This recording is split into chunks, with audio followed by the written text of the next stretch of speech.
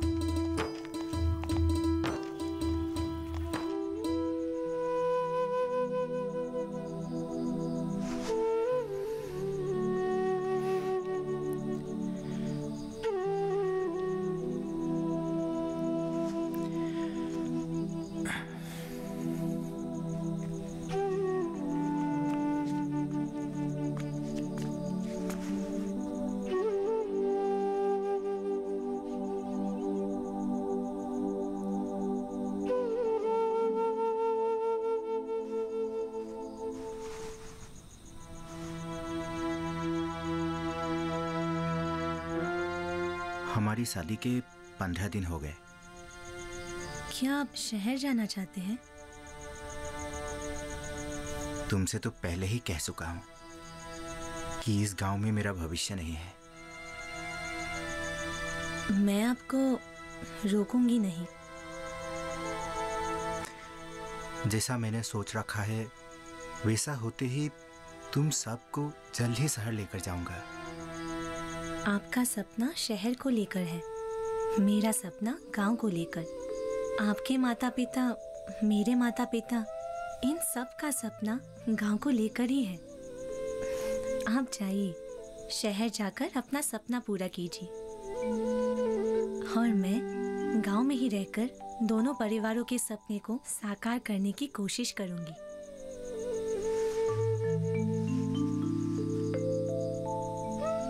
निजरा, मैं आता रहूंगा।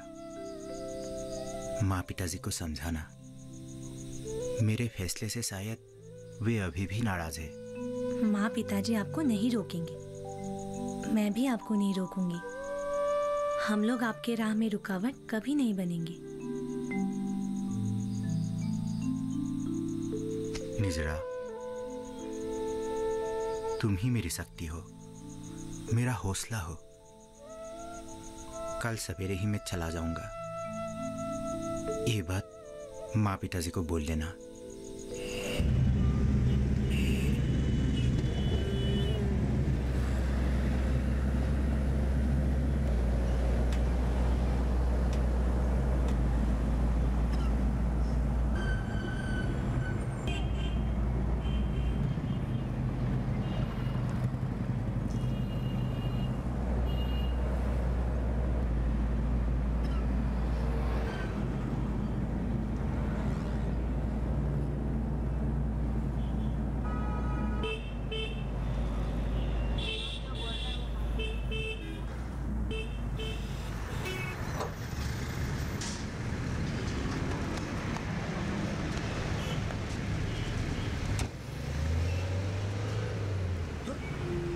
अरे रुको रुको रुको, अरे रुको तो।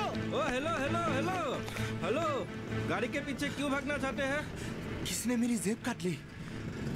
ओ अच्छा, जेब काट ली। हाँ। कितने रुपए थे जेब में? 400 से कुछ ज्यादा। और क्या था? पैन कार्ड और आईडी थे। शहर में नए नए आए हो क्या? नहीं नहीं, मैंने कॉलेज की पढ़ाई यहीं से की है। आपको सावधान रहना चाहिए था। सिटी बस, बाजार, रेल स्टेशन, ऑफिस कचहरियों जैसी जगहों पर जेब कतरे घूमते रहते हैं। क्या ये भी नहीं जानते आप, यहाँ खड़ा रहने से क्या जेब कतरा मिल जाएगा? जाइए, ट्रैफिक सिपाही को गाड़ी का नंबर दे दीजिए और सारा हाल बता दीजिए। उसके बाद थाने में रिपोर्ट भी लिखवानी होगी। पैसे तो आपको वापस मिलेगा नहीं, लेकिन रिपोर्ट के बिना आईडी पैन कार्ड निकलना मुश्किल होगा। मुझे तो याद नहीं है। क्या आपको गाड़ी का नंबर याद है? जब आप गाड़ी का नंबर देखा ही नहीं तो गाड़ी के पीछे क्यों दौड़ रहे थे? नंबर के बगैर ट्रैफिक सिपाही कोई भी आपकी मदद नहीं कर पाएगा। अच्छा, एक काम कीजिए, आप सीधे थाने से ले जाइए। जानते हैं ना थाना किधर है? आप अब जाइए।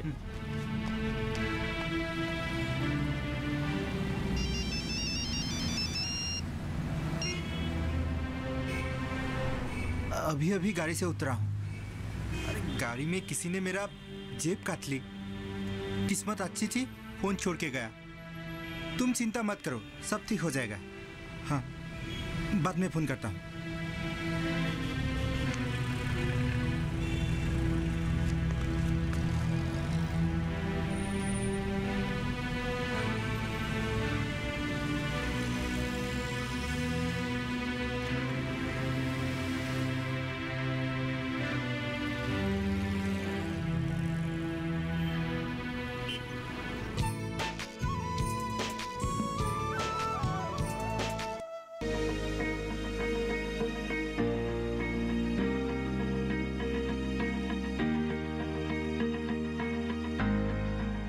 घर के बगिया में छिपा है सेहत का खजाना।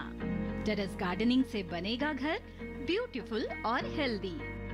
क्यों ना गार्डन में उगाएं अपने फल फूल और सब्जियां, जिससे सेहत भी बने और छत की बगिया भी खिली खिली रहे। देखिए छत पर बागवानी, शनिवार सुबह 9 बजे सिर्फ दूरदर्शन किसान पर।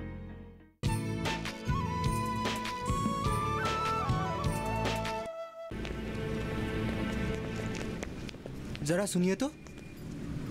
क्या बात है? किसी ने मेरी जेब काट ली। तो ये बात थाने को बताना चाहता हूँ। ये भी कोई बताने वाली बात है? इस शहर में न जाने कितने लोगों के रोज जेबें काटते हैं। अगर हम लोग ये सब लिखते रहेंगे तो हमारे तो खाने पीने का समय ही नहीं रह पाएगा। जेब कतरा पैसे के साथ पैन कार्ड और आईडी भी ले गया है। हमें भी सेन कहा। सुबह से आधी रात तक हम लोग यही काम करते हैं। किसी का जेब कट गई तो किसी का मोबाइल गुम हो गया, किसी ने गाड़ी खड़ी कर बाजार गया तो गाड़ी चोरी हो गई, किसी का गले का हार कोई छीन कर ले गया, किसी को बाइक से किसी का धक्का लग गया, कहीं 2 गाड़ियों का आपस में टक्कर हो गया। कुल मिलाकर सारी दुनिया परेशान है। हम लोग जो ये सब करते रहते हैं, हमें क्या तकलीफ नहीं होती है? थकान महसूस नहीं होती है? आप ही बताइए। जरूर होती होगी। हर आदमी को तकलीफ होती है, थकान महसूस होती है। आप समझदार लगते हैं। हम लोग दिन रात चोर डकैत जेब कतरों के पीछे ही लगे रहते हैं। हमें अपने परिवार की तरफ देखने के लिए फुर्सत ही नहीं मिल पाती। आधी रात जब हम लोग घर पहुंचते हैं तब हमारे बच्चे सो चुके होते हैं और घर वाली खाना परोस कर इंतजार करती रहती है। और ऐसी हालत में खाली हाथ घर लौटना अच्छा लगता है? आप ही बताइए। आप क्या कहना चाहते हैं, मैं समझ नहीं पा रहा हूँ। अभी अभी तो आपने हम लोगों का तकलीफ और थकान को स्वीकार कर लिया था और आप बोल रहे हैं कि कुछ समझ में नहीं आ रहा है। दिखाओ, बैग में क्या है दिखाओ। बैग में कुछ कपड़े हैं, घर से कुछ पकवान बना के दिया गया है। पैसे तो बिल्कुल ही नहीं है। चलो आज पकवान से ही काम चला लेते हैं, लेकिन रिपोर्ट लेने जब आओगे तब पैसा लेते हुए आना। अब चलो मेरे पीछे।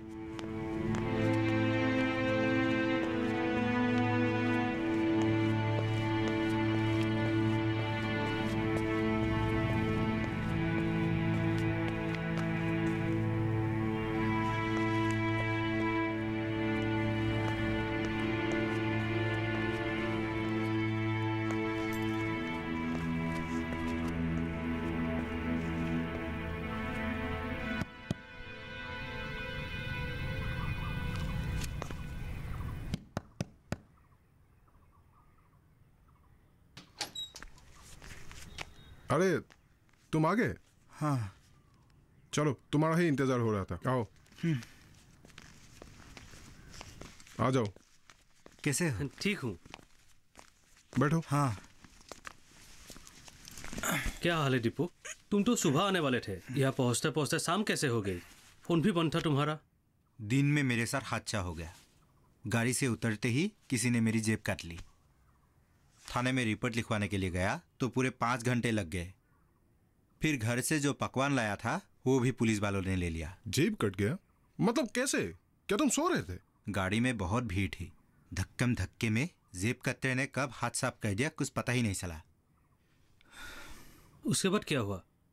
पहले एक गिलास पानी पिला दो, गला सूख रहा है। थाने से 5 किलोमीटर पैदल चल कर आया हूँ। सिटी बस के लिए जेब में किराया तक नहीं बचा। तू रुक। दिन में कुछ खाया था? कैसी बात पूछ रहे हो? पैसे के बगैर इस शहर में मुझे कौन खिलाता? तुम हमें फोन तो कर सकते थे ना। पंकज चला जाता या मैं चला जाता। फोन कैसे करता? थाने में घुसते ही वो पुलिस वाला ने सारा पकवान ले लिया। फिर वो रिपोर्ट लिखने वाले अफसर ने 200 रुपया मांगा। पैसे मेरे पास थे नहीं तो फिर मेरा फोन रख लिया। लगता है ये शहर नहीं, डकैतों का अड्डा है। मैं तुम्हारे लिए खाने के लिए कुछ लेके आता हूँ। ये लो, तुम मेरे फोन से बात कर लो। तुम्हारी बीवी जरूर परेशान हो रही होगी। नई नवेली दुल्हन को तुम्हें ऐसे छोड़कर नहीं आना चाहिए था। विराजदा, साथ में कैसे ले आ सकता? जब तक कोई रोजगार नहीं मिल जाता उसे यहाँ लाकर कहाँ रखूंगा?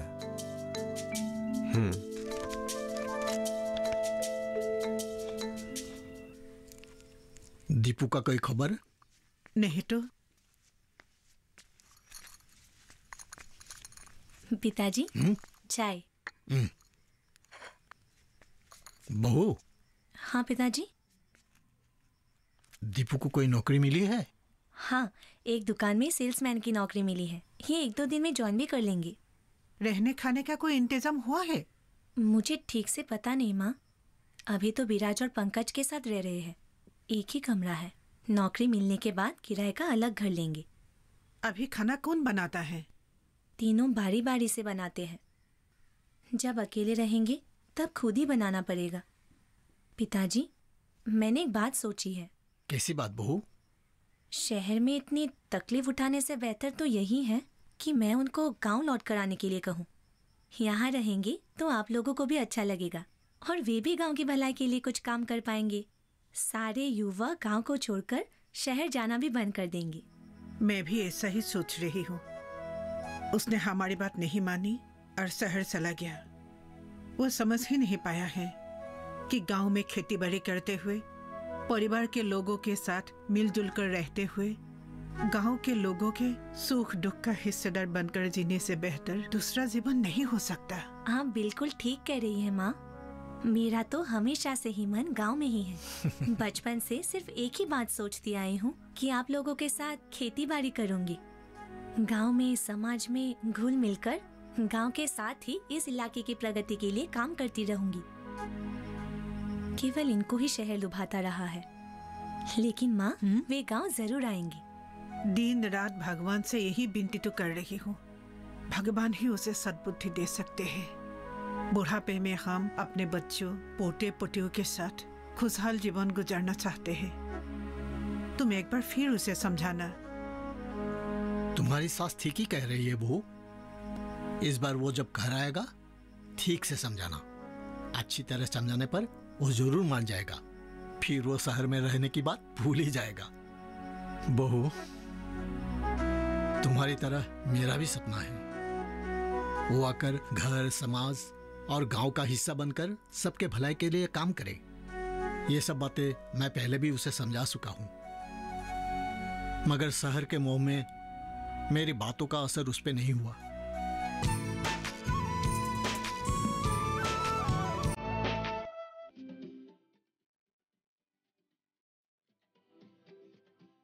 जब बात अच्छी सेहत की हो, किसी तरीके की लापरवाही नहीं करो, किसी तरीके का समझौता ना करो।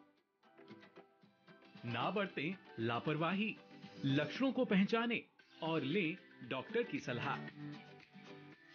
चाहे बीमारी दिल की हो, दांतों की हो या दिमाग की हो, खुद से इलाज ना करें, खुद से कोई भी दवाई ना खाएं, डॉक्टर के पास जाएं, अपनी जांच कराएं और अपना पूरा इलाज करवाएं और अपना ख्याल रखें। कार्यक्रम जो देगा सलाह भी, मार्गदर्शन भी। मोबाइल उठाएं, नंबर मिलाएं 1800113060 या 1800113061।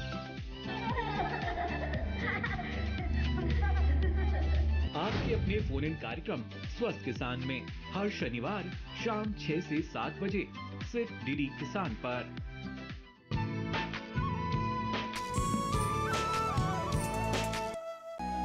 गांव छोड़कर जाने के लिए बेताब हो उठा। अगर उस वक्त मैं उस पर ज्यादा जोर डालता तो शायद उसे हमेशा के लिए हम खो बैठते। तुम उसे वापस ला पाओगी बहू। पत्नी अपने पति को सही रास्ता दिखला सकती है। मुझे मालूम है तुम्हारे अंदर ताकत है, साहस है, गांव के लोगों से गहरा लगाव है। मोह के चक्कर में वो शहर चला गया। एक ना एक दिन मोह भंग होगा ही। जरूर करूंगी माँ। इस बार इन्हें ठीक से समझाऊंगी और अगर जरूरत पड़ी तो इनके साथ कुछ दिनों के लिए शहर में रहकर भी आऊंगी। अरे गांव तो शहर से लाख गुना बेहतर है और ये समझाने के लिए मुझे इनके पास जाना ही होगा। दीपू, बिराजदा, काम करके कैसा लग रहा है? पहले 1-2 दिन तो तकलीफ हुआ था, लेकिन अब आदत हो गई। मैं अभी तक इस शहर के साथ तालमेल कायम नहीं कर पाया हूँ। क्यों? क्या हुआ? क्या हुआ कुछ बता भी नहीं सकता हूँ। बहुत कुछ हो गया है। यानी? पहली बात, जो काम मैं करता हूँ उसका कोई भविष्य नहीं है। ये बात तो मुझ पर भी लागू होता है। लोगों के घरों में घूम घूम कर ऑर्डर कलेक्ट करना कितना वाहियात काम है, इसे हमारे सिवा दूसरा कौन समझ पाएगा? तुम ऐसा क्यों कह रहे हो? एक बार मेरे साथ चलकर देखना। कुछ घरों के गेट में हाथ रखते ही यमराज जैसे भयानक कुत्ते भौंकते हुए मेरे पास आ जाते हैं। तब जान बचाकर भागना पड़ता है। और जिनके घर में कुत्ते नहीं हैं, उनके घर में घंटी बजाकर इंतजार करना पड़ता है। ज्यादातर लोग तो दरवाजा ही नहीं खोलते हैं और जो लोग खोलते भी है वो अजनबी समझकर बंद कर देते हैं।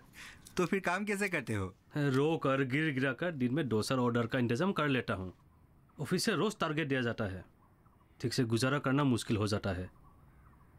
माँ पिताजी बूढ़े हो गए हैं। 2 बहनें हैं। 1-2 सालों में एक बहन की शादी करनी है, नहीं तो उम्र निकल जाएगी। दूसरी बहन भी शादी लायक हो चुकी है। मेरी भी यही कहानी है। सरकारी नौकरी के चक्कर में माँ और पिताजी ने गांव की खेत की जमीन बंधक रखकर दलाल को पैसे दे दिए थे। 1 साल तक दलाल ने पूरा हमें घुमाता रहा। फिर जब पैसे मांगने के लिए गए तो उसने डरा धमका कर हमें भगा दिया और कहा पैसे उसने किसी अधिकारी को दे दिए थे। सरकार बदल गई, इसलिए मुझे नौकरी नहीं मिल पाई।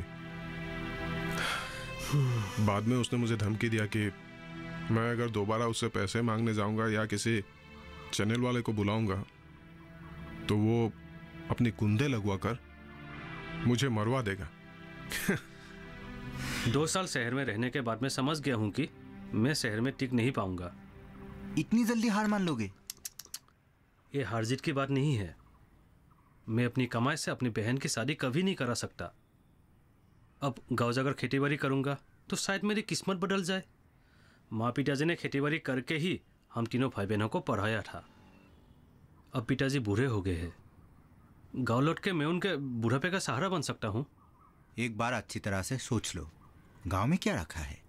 ना बिजली है, ना सड़कों की हालत ठीक है, शिक्षा की हाल भी बेहाल है। लोग दिन ब दिन निकम्मे हो जा रहे हैं, एक दूसरे की टांग अड़ाने में ही लगे रहते हैं। गांव की किसान मेहनत करके फसल पैदा करता है, लेकिन उसे बेचकर थोड़े ही पैसे मिलते हैं। हमारे जैसे नौजवानों की भविष्य गांव में नहीं है, शहर में है। हमारा अनुभव अलग है। हाँ, गांव के लोग सीधे साधे हैं, फिर भी वे एक दूसरे के दुख दर्द बांटते हैं। लेकिन यहाँ तो मर जाने पर भी कोई पूछने वाला यहाँ नहीं है। इसका मतलब आप भी गांव लौट जाएंगे? अभी तक तो मैंने ऐसा ही सोचा है। सरकारी नौकरी के आस में खेत की जमीन बंधक रख दिया था। इन 2 सालों में रात दिन मेहनत करके जो पैसे मैंने जुटाए हैं उससे आधी जमीन तो मैं छुड़ा पाऊंगा। गांव के लड़के गोट बनाकर खेती करने या मछली पालने की बात कर रहे हैं, मुझे भी बुला रहे हैं। हम दोनों ने काफ़ी सोच समझकर ही ये फैसला किया है। 2 सालों तक शहर में रहने के बाद हमें काफ़ी अनुभव हो चुका है। हम लोग पढ़ने के बाद शहर में आके जो भीड़ बढ़ाते हैं उससे बेहतर है कि हम लोग गांव में ही रहकर गांव के लोगों की तरक्की के लिए काम करें और उसे आत्मनिर्भरशील बनाने का रास्ता तैयार करें। अगर तुम लोग जाना चाहते हो तो जाओ। मैंने तो अभी अभी शहर में आकर काम करना शुरू किया है और मुझे उम्मीद है कि मेरे सपने जरूर पूरा होगा। मैं हारूंगा नहीं। इंसान या तो खुद की गलती से सीखते हैं या तो दूसरों की गलती से सीखते हैं। दूसरों की गलती से सीखना बुद्धिमानी की बात मानी जाती है। तुम इस घर में रह सकते हो और अपनी पत्नी को भी यहाँ बुला सकते हो। निजरा अपने गांव में रहकर ही अपना सपना साकार करना चाहती है। ये बात वो शादी से पहले ही कह चुकी है। फिर भी तुम अपनी बीवी से एक बार बात कर लो। वैसे शादी के बाद अलग अलग रहना ठीक नहीं है। ठीक है, मैं निजरा से बात करूंगा। हमारी शुभकामनाएं तुम्हारे साथ है। निजरा की बातें मानकर मैं आज कुछ महीनों से 300 से लेकर 500 तक जन धन खाते में जमा करता रहा हूं। इस तरह से इतने रुपए जमा हो चुके हैं कि मैं बंधक पड़े खेतों को छुड़वा सकता हूं। निजरा बहुत समझदार लड़की है। ये हमारी खुशनसीबी है कि वो हमें बहू के रूप में मिली है। दीपू को कोई नौकरी मिल गई क्या? 2 महीने से काम कर रहा है। क्या बहू ने आप लोगों को नहीं बताया? वो ससुराल वालों की कोई बात हमें नहीं बताती। वो कहती है कि मायके वालों को ससुराल वालों की बातें नहीं बतानी चाहिए। इतनी गुणगानी लड़की आजकल कहाँ मिलती है? आप दोनों ने अच्छा संस्कार दिया है। ये आपके लिए भी गौरव की बात है। दीपू ने बहू को अपने साथ रहने के लिए शहर बुलाया है। खाने पीने की तकलीफ हुई होगी। जाओ बेटी, जितनी जल्दी हो सके अपने पति के पास चले जाओ। उसने बुलाया तो क्या हम बहू को तकलीफ उठाने के लिए भेज देंगे? 3 की छत का एक ही कमरा है, जहाँ कतर में लगकर बाल्टी में पानी भरना पड़ता है। दीपू सुबह निकलता है तो रात में वापस लौटता है। बहू अकेले ही दिन भर कैसे रहेगी? समधन जी भी साथ जा सकती है। हाँ। नहीं पिताजी, इस उम्र में माँ जी को वहाँ तकलीफ होगी। मुझे बुलाया है इसलिए मैं ही जाऊंगी। भगवान रामचंद्र जी जब वनवास गए थे तो सीता मैया भी उनके साथ गई थी। और दीपू तो शहर में ही है, तो निजरा वहाँ क्यों नहीं जाएगी? लेकिन पिताजी, मैं हमेशा के लिए वहाँ नहीं जाने वाली। वे एक अलग सपना लेकर शहर में गए हैं। पहले मैंने सोचा था कि मैं उनके पास नहीं जाऊंगी, क्योंकि मेरा सपना अलग है। जिस तरह उनको सपना देखने का अधिकार है, उसी तरह मुझे भी तो सपना देखने का अधिकार है। लेकिन अब मैं समझ चुकी हूँ कि मतभेद से दाम्पत्य जीवन कभी नहीं चल सकता। उनका साथ देना अब मेरा फर्ज है।